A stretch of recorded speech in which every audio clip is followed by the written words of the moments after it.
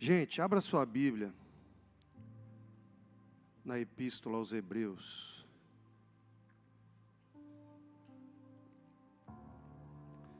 Quero ler alguns versículos com você. Eu vou pedir para você 30 minutos da sua atenção. Há muito tempo Deus falou muitas vezes e de várias maneiras aos nossos antepassados por meio dos profetas. Hebreus capítulo 1, versículo 2. Mas nestes últimos dias falou-nos por meio do Filho, a quem constituiu o herdeiro de todas as coisas e por meio de quem fez o universo. O Filho é o esplendor da glória de Deus. Preste atenção nisso. O Filho é o esplendor da glória de Deus e a expressão exata do seu ser, sustentando todas as coisas por sua palavra poderosa. Depois de ter realizado a purificação dos pecados, ele se assentou à direita da majestade nas alturas, tornando-se tão superior aos anjos quanto o nome que herdou é superior ao deles. Mantenha sua Bíblia aberta, olha aqui para mim por alguns minutos. Irmãos, esse texto é tão denso teologicamente que nós poderíamos abordar diversos temas teológicos, doutrinários, a partir dele. Temas difíceis de serem trabalhados. Por exemplo, esse texto fala sobre a eternidade do Filho, o que algumas seitas e algumas heresias não conseguem aceitar, mas a Bíblia diz que o Filho é eterno. A Bíblia ensina que o Filho é coexistente com o Pai. A Bíblia vai nos ensinar, inclusive nesse texto, vai falar sobre a sua participação na obra da criação. Tudo foi feito por Ele, e sem Ele nada do que se fez se faria. Ou seja, Jesus está na criação.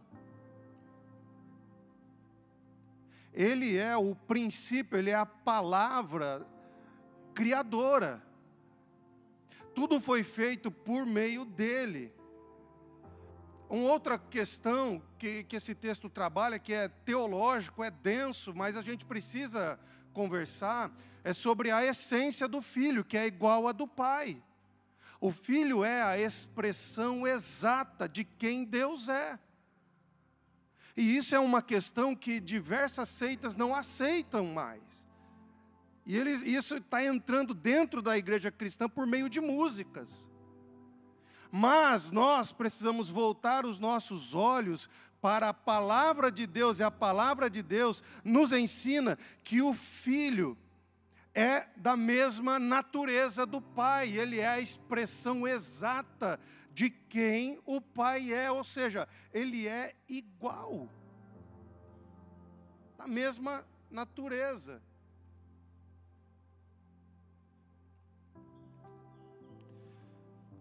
A expressão tendo se tornado superior aos anjos tem sido interpretada equivocadamente por diversas heresias, diversas seitas, que se dizem cristãs, mas não são. Mas é bem simples de compreender esse texto. O que o texto está tentando ensinar é que o Filho eterno se tornou ser humano. É o que Paulo vai dizer na carta aos Filipenses. Que ele se esvaziou da sua divindade, assumiu a forma de servo, sendo achado em figura humana.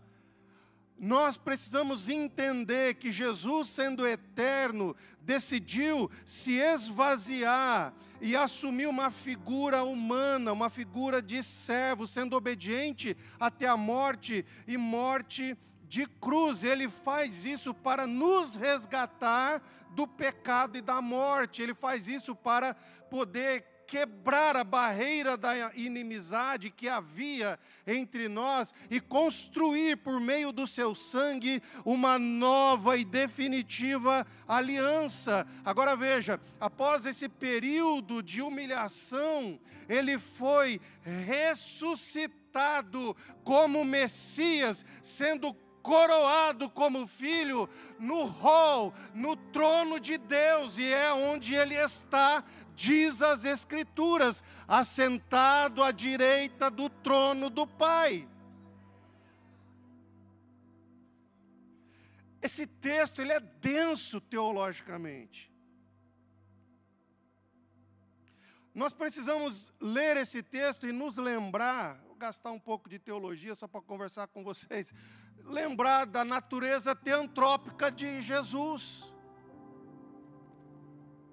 Ele é 100% Deus, sim ou não? Sim, mas ele também é, ao mesmo tempo, 100% homem. Isso é o que na teologia nós vamos chamar de natureza teantrópica de Deus. Pastor, por que o senhor está falando isso? Uma introdução, para você entender aonde a gente quer chegar. Porque o texto diz, havendo Deus outrora falado de diversas formas, diversas maneiras, por meio dos profetas, nos últimos tempos, agora, nos últimos dias, falou-nos por meio do seu Filho. E é sobre isso que eu quero conversar com vocês nessa noite, a ideia que o texto nos dá, de que é por meio do Filho, Cristo Jesus, que o Pai decidiu comunicar plenamente quem Ele é. Então, se nós desejamos conhecer o Pai, nós precisamos nos debruçar sobre aquilo que a Bíblia nos fala acerca do Filho. Porque ninguém vai ao Pai, senão por meio do Filho. Isso nos apresenta verdades fundamentais para a nossa fé, e eu quero conversar sobre elas com você. A primeira verdade fundamental que esse texto nos ensina: nós só conhecemos Deus porque Ele se dá a conhecer. Isso é o básico, que todos nós devemos entender. Nós só conhecemos Deus porque Ele mesmo decidiu se dar a conhecer para o ser humano. Isso, teologicamente, nós chamamos de revelação. É o ato de Deus de tirar o véu dos nossos olhos e nos permitir enxergar quem Ele verdadeiramente é. Revelar é bem mais do que dar uma profecia. Revelar é Deus manifestar a si mesmo ao ser humano. E a revelação de Deus, ela é progressiva. Veja, ninguém chegaria ao conhecimento de Deus se ele não desse a se conhecer primeiro. No Antigo Testamento, Deus se dava a conhecer por meio dos profetas que Ele mesmo levantava. Então, esses profetas comunicavam a mensagem vinda da parte de Deus, que falava tanto sobre a vontade de Deus para o povo, quanto sobre a essência de quem Deus era. Eu tenho para mim que o que está faltando para a gente hoje é debruçar os nossos olhos e o nosso pensamento para conhecermos quem Deus de fato é. Eu falava ontem, nós tivemos a conferência sobre a igreja sofredora, e eu disse para eles, nós temos uma mensagem que é muito focada na necessidade imediata, e com isso a gente está perdendo de vista a construção de um pensamento bíblico, teológico, que vai fazer com que as pessoas permaneçam na fé quando as lutas vierem no seu dia a dia, ou quando a perseguição chegar, e ela vai chegar. Então veja, os profetas comunicavam tanto a vontade de Deus, ou seja, mais ou menos assim, ô crente, volta para o caminho, porque a rota que você tomou vai te levar para um lugar ruim. Profeta no Antigo Testamento não era aquele que dizia, vai abrir uma porta para você. Profeta no Antigo Testamento era aquele que dizia, converta-se e arrepende-se, ainda dá tempo, volta para o Senhor. Ele fez a ferida, mas Ele mesmo sarará. Então o profeta comunicava a vontade de Deus, mas também comunicava quem Deus era. Por exemplo, Moisés como profeta anuncia Deus como libertador. Quando você estuda a história de Moisés, você percebe Deus como aquele que ouve o clamor, aquele que ouve a oração do seu povo que sofre, e ele ouve e não fica inerte, ele ouve e se move. Deus então aparece como aquele que livra com mão forte, aquele que faz a sua vontade prevalecer. Deus é aquele que faz o coração de Faraó se endurecer para que a sua glória seja revelada. Aí depois, se vocês quiserem saber um pouco mais sobre o fato de Deus endurecer o coração do Faraó, inscreva-se no nosso curso de Teologia, não é brincadeira. Ainda não temos. Quando você olha para a história de Elias e Eliseu, você percebe um Deus santo, que não tolera o pecado, e chega diante de quem precisa chegar e denuncia o pecado daquela pessoa. Quando você olha para Jonas, você vê uma mensagem, e você vê que ele carrega uma mensagem de arrependimento, e revela um Deus misericordioso. Que o próprio Jonas não queria que Deus tivesse misericórdia dele, daquele povo. Mas Deus levanta aquele homem e diz: proclama arrependimento, porque eu quero salvar aquela nação. Às vezes Deus salva quem a gente acha que Deus não deveria salvar. Sim ou não?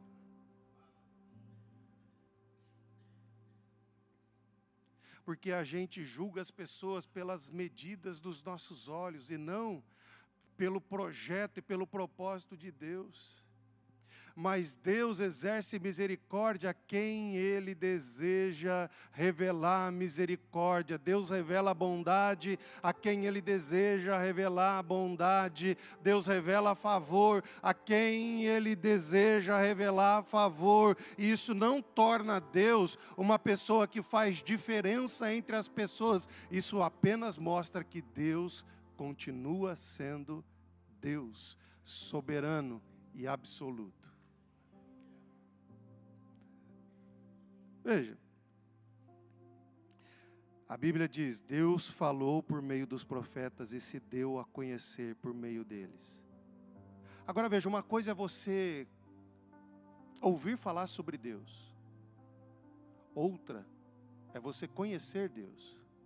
Quando eu prego aqui, você ouve falar sobre Deus. E o meu desejo com a pregação é exatamente inspirar você para que você deseje ter um encontro verdadeiro com Deus e conhecer Deus como Ele de fato é. O meu propósito com a mensagem não é gastar o seu tempo, mas é apresentar para você quem Deus é e tentar de alguma forma inspirar você para conhecer Deus. Uma coisa é você ouvir sobre Deus, outra bem diferente é você conhecer Deus.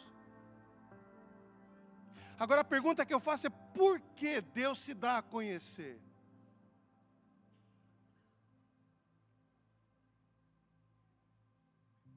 E essa talvez deveria ser a pergunta que ocupasse o nosso entendimento. Por que Deus se dá a conhecer? Porque Ele deseja ter relacionamento com a gente. E Deus deseja ter relacionamento não porque Ele tem carência existencial. Deus deseja ter relacionamento porque transborda a essência de quem Ele é, a natureza que Ele é. Deus é amor, e esse amor precisa ser derramado sobre nós. Nós sofremos por carência existencial, carência de ser. Nós nos relacionamos e colocamos nos nossos relacionamentos uma expectativa muito elevada, porque nós temos carências dentro de nós. Deus não sofre por carência, Deus sofre por transbordar aquilo que Ele é. Deus é amor. E esse Deus que transborda amor se revela plenamente em Cristo Jesus como a expressão maior e a expressão exata do amor do próprio Pai. Eu sei, hoje eu estou sendo um pouco mais teológico do que de costume. Quando eu falo sobre Deus, eu não falo sobre conceitos, eu falo sobre uma pessoa. Quando eu falo sobre Deus, eu não falo sobre uma ideia. Eu falo sobre uma pessoa que você pode experimentar, você pode sentir. A presença dEle se dá a conhecer, inclusive nos momentos mais difíceis da nossa vida. Por isso não basta saber sobre Deus, é necessário conhecer Deus. Agora veja, Jó conheceu Deus no meio do seu sofrimento. Daniel conheceu Deus durante o exílio. E conheceu Deus que sustenta aqueles que o amam e entra na cova com eles. Ezequiel conheceu Deus ao ser consolado, quando lhe foi tirado, uma expressão bíblica, a delícia dos seus olhos. De manhã Deus diz a ele: te será tirada a delícia dos seus olhos, e à tarde a sua mulher falece. Ezequiel conhece Deus em meio ao seu luto, ao seu sofrimento.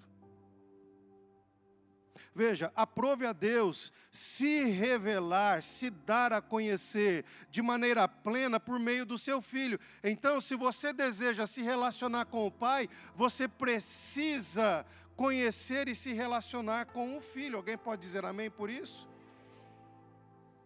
Essa é a primeira verdade que esse texto nos ensina. Que o conhecimento de Deus só é possível porque Deus mesmo se dá a conhecer. Deus falou por meio dos profetas e nos últimos dias falou-nos por meio do seu Filho. A segunda verdade que esse texto nos apresenta, e aqui eu disse para você que eu seria bem breve, é a última, é a contribuição que o Filho nos dá para a compreensão de quem o Pai é.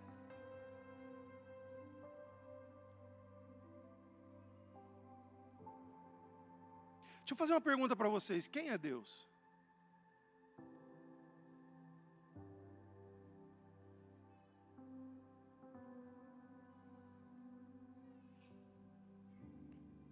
Quem é Deus? Essa pergunta precisa ser aperfeiçoada. Quem é Deus a partir de Jesus?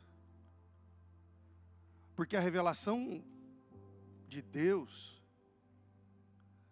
ela se torna mais exata em Cristo Jesus. E é ali que a gente precisa olhar. Quem é Deus? Revelado em Cristo Jesus. Veja, os ensinos, os milagres, a vida de Jesus revelam Deus de uma maneira singular. E é por isso que os religiosos não entendiam. E muitos ainda também não entendem.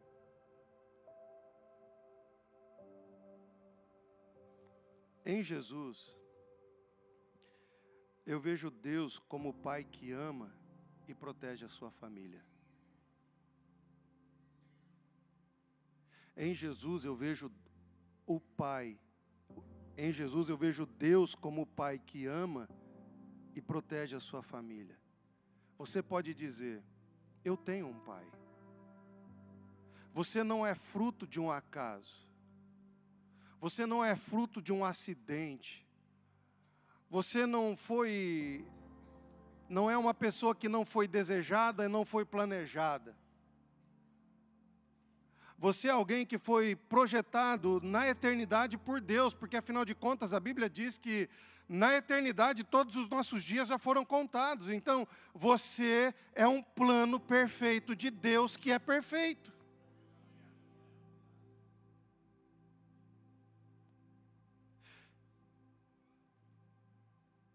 Eu não sou produto de um meio. Talvez o ambiente que você viveu foi um ambiente hostil. Talvez o ambiente que você viveu, a figura paterna que você teve, foi uma figura que não te deu bons exemplos, que não foi alguém que te protegeu, que te guardou, que te deu um destino. Mas o que você precisa entender é que quando você conhece Cristo Jesus, Ele te apresenta o verdadeiro Pai. O verdadeiro Pai é o próprio Deus. E é com Ele que a gente conhece a nossa verdadeira essência. E é através dEle que a gente conhece o nosso verdadeiro propósito. Deus é o Pai que nos dá o verdadeiro destino. Então veja, por mais que você não tenha tido um pai que te deu destino, que cuidou de você, que protegeu você, em Cristo Jesus, você conhece agora um pai que sempre protegeu você, um pai que sempre amou você e um pai que te dá um destino. Alguém pode dizer amém por isso?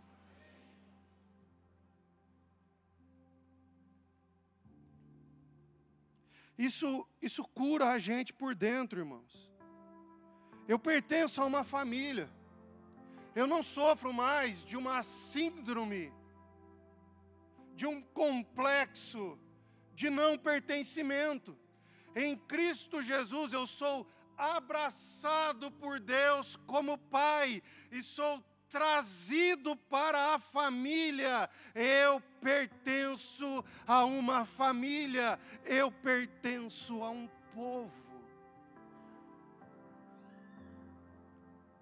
A igreja deve ser esse lugar de cura. A igreja deve ser esse lugar para dar destino na vida das pessoas. A igreja tem que ser esse ambiente onde todos nós nos vemos como filhos de Deus, guardados, protegidos, amados igualmente pelo Pai, e que por isso nós nos ajudamos.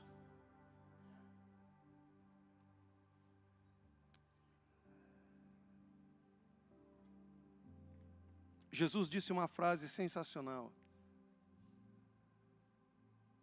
todos aqueles que o Pai lhe dá, ninguém os arrebata da sua mão. Você tem ideia do que é isso? A partir do momento que você entende quem você é em Deus, reconhece a salvação em Cristo Jesus, há o Espírito gera você novamente, você entende que agora quem cuida de você não é mais um homem, quem cuida de você agora é o próprio Deus. E, irmão, você não está solto nesse mundo, você está guardado pela mão de Deus.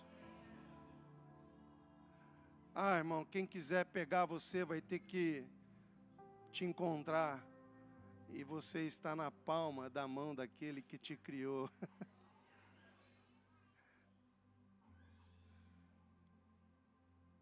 Eu não descanso porque eu sou forte. Eu descanso, Estevão, porque o meu Pai é forte. E Ele me guarda nas tribulações da minha vida. Essa é a segunda verdade que eu conheço nesse texto. Em Jesus, Deus revela o seu poder para triunfar sobre o inimigo. Quantos acreditam que que Deus tem poder para triunfar sobre os inimigos? E havia uma canção que a gente cantava antigamente: persegui os inimigos e os atravessei. Os alcancei. Os persegui, os atravessei. Aí eu vou para Jesus e vejo que a revelação de Deus em Cristo Jesus não é de um Deus que persegue os seus inimigos, mas é de um Deus que derrota os seus adversários pelo poder do seu amor. E eu quero dialogar um pouco com você sobre isso. Jesus não vence pela imposição da sua força, Ele vence pelo poder do seu amor. Seria muito fácil para Jesus vencer pela imposição da sua força, afinal Ele é, e Ele diz isso na sua palavra, eu sou o El Shaddai. Jesus é a revelação do Deus Todo-Poderoso. E seria muito fácil para Ele vencer pela força do seu poder. Mas é impressionante como Jesus decide vencer, não pela imposição da sua força, mas pela manifestação do seu amor.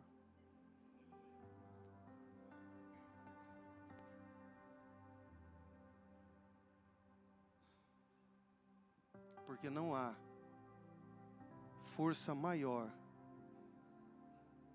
do que o amor.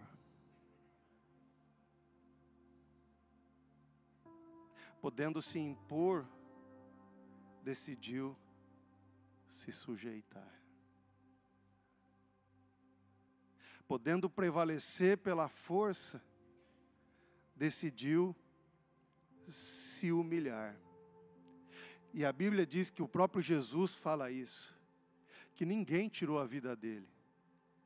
Ele mesmo a deu para depois pegar de volta.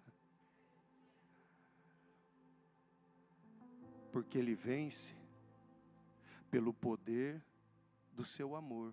E quando as trevas celebravam a vitória, porque Ele tinha sido morto e sepultado, Jesus ressuscita. E a ressurreição é o triunfo do amor do Pai. Grandes lições nós temos aqui.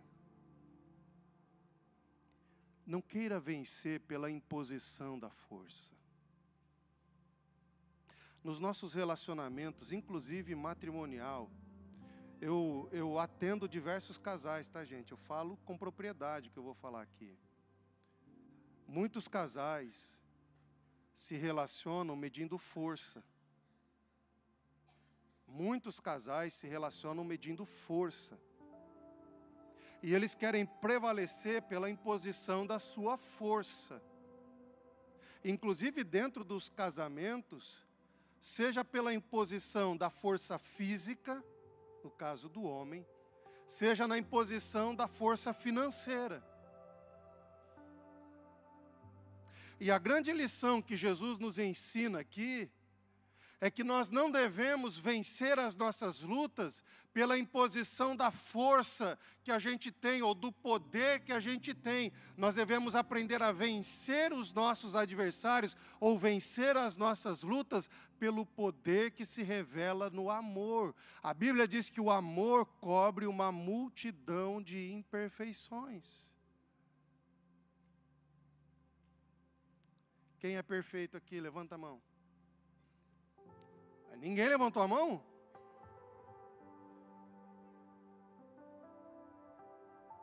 Mas o Jesus disse para a gente ser perfeito, sim ou não? Ué, e por que você não é perfeito? Sabe por quê? Qual é o elo da perfeição? O vínculo da perfeição é o amor e o perdão. Quando você ama como Deus amou e perdoa como Deus perdoou, você se torna parecido com o próprio Deus, que ama e que perdoa, mesmo quem não mereça. Por isso que Jesus fala, sede vós, pois, perfeitos. E dentro desse contexto, ele fala sobre amor e fala sobre perdão. Então ame quem se levanta contra você. No seu trabalho, ame quem fale em verdades a teu respeito. Porque o amor é para todos. A intimidade é outra coisa. Sim ou não? O amor é para todos, inclusive para os inimigos. Agora, a intimidade não. A intimidade é para poucos. O problema é que a gente confunde amor com intimidade. E aí depois a gente chora. Porque abriu intimidade para quem não deveria. A segunda lição que eu vejo nesse texto aqui, em Jesus eu conheço o poder do amor de Deus como Pai. E agora eu sou chamado para manifestar esse amor. Sim, irmãos. Viver o Evangelho é bem mais do que pedir para Deus me ajudar a pagar a conta da segunda-feira. Viver o Evangelho é bem mais do que pedir para Deus um milagre que eu preciso. Viver o Evangelho é aprender a manifestar na terra o amor que você recebeu, que veio de Deus, que está no céu. E a Bíblia diz que as nossas armas, elas são poderosas em Deus. E elas são espirituais. É a oração, é o jejum. Vou seguir adiante. Eu disse para vocês, eu tenho alguns minutinhos, estou terminando já essa reflexão. Finalmente em Jesus eu conheço Deus que está comigo nas minhas angústias. Veja, quando eu leio a Bíblia, eu vejo Jesus se compadecendo de uma mãe que está sepultando o seu filho. Ah, pastor, mas a história continua. Ela continua, irmãos. E o problema é que a gente olha a história porque a gente já conhece o fim. E a gente não pensa no que Jesus fez antes dos milagres acontecerem. Ele se compadeceu de quem chorava. Jesus chora a morte de um amigo. Sim, irmãos, Jesus chora quando sabe que Lázaro morreu. Ah, mas ele ressuscitou Lázaro, ressuscitou, mas antes de ressuscitar, ele chorou. Isso é revelação do amor de Deus.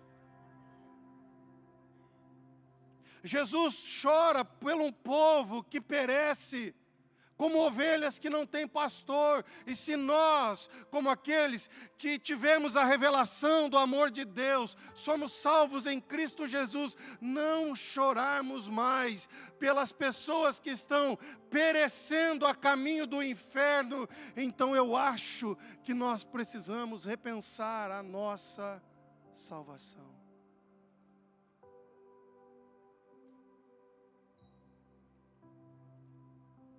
Porque um dia, fui conversar com uma pessoa, ela disse, eu só tenho um amigo crente. Eu disse, o sangue de Jesus tem poder. Como é que pode isso, gente?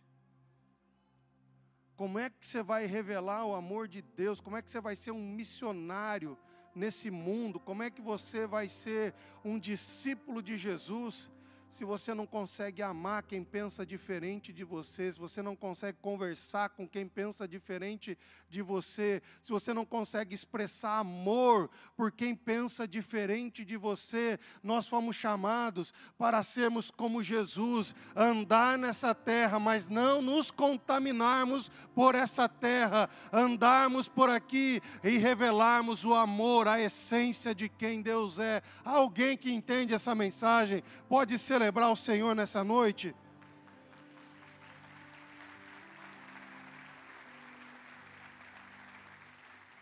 Veja,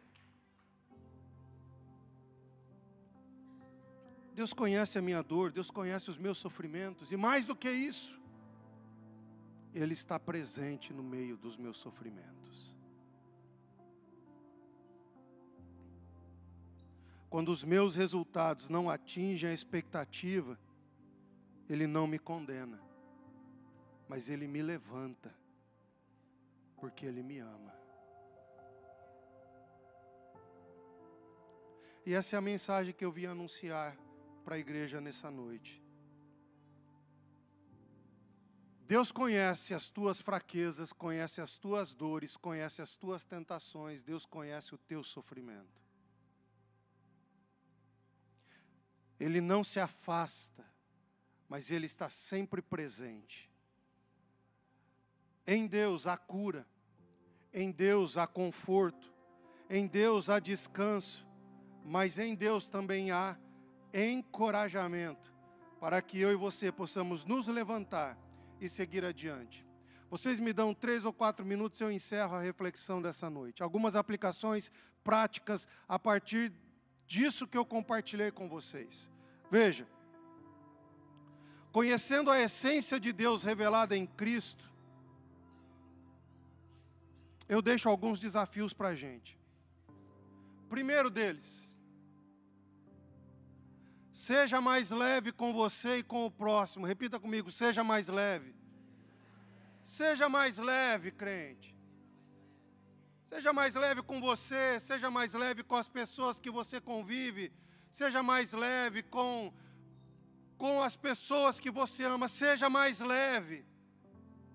Diminua as expectativas, diminua as suas cobranças. Afinal de contas, nenhum de nós é perfeito ao ponto de exigir perfeição dos outros. Nós fomos amados quando ainda éramos imperfeitos. Então, seja mais leve com você, porque tem gente que não consegue perdoar os erros que comete nas decisões que toma. Seja mais leve com você mesmo. Eu acho que é nisso que está inserido aquela passagem quando diz: não sejas demasiadamente justo, porque te destruirias a ti mesmo. Ou seja, não cobre de você algo que vai destruir você. Seja mais leve. A graça que nos foi derramada, a graça que foi derramada sobre nós, deve ser manifestada através de nós. Se você experimentou da porção da graça de Deus, você precisa manifestar aquilo que de Deus você recebeu. Uma segunda aplicação prática: seja você a Bíblia que os homens vão ler. Irmãos, porque a maioria das pessoas, se nem os crentes lê, imagina lá fora como é que o negócio está. Você pede para abrir em Tito, eles vão lá para o Antigo Testamento. Não, a gente brinca, irmãos, mas é uma brincadeira que dói na gente. Abra lá no profeta Ageu. Ageu nem eu, né? Como é que as pessoas conhecerão a Deus? Se nós manifestarmos Deus por onde nós passarmos, a tal ponto das pessoas, onde nós chegarmos, onde nós entrarmos, pelo nosso comportamento, pelo nosso testemunho, pelo nosso procedimento, eles poderão dizer: lá vai um homem de Deus. Eu conheço um homem de Deus. Eu conheço uma mulher de Deus.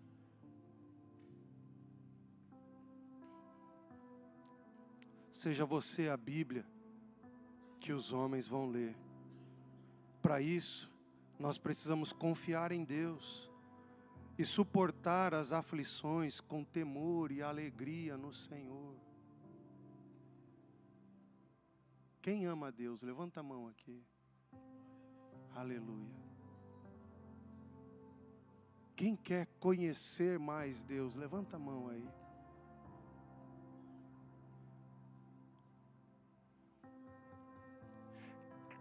Quem tem apresentado uma causa diante de Deus? Levanta a sua mão aí, aleluia. Olha lá. Deixa eu te perguntar uma coisa. E se Deus não fizer o que você quer?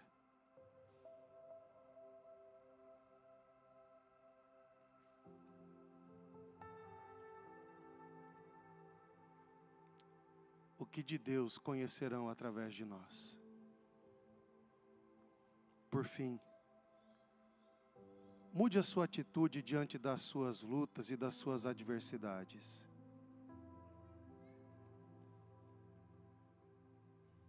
Você tem tomado elas para você?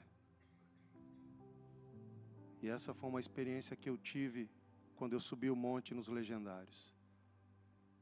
Você tem tomado para você, quando na verdade o Senhor nos convida a entregar para Ele o nosso fardo e o nosso peso. Mude a sua atitude. Quero te convidar nessa noite. Ministério de Louvor, pode subir aqui, por favor. Quero convidar você nessa noite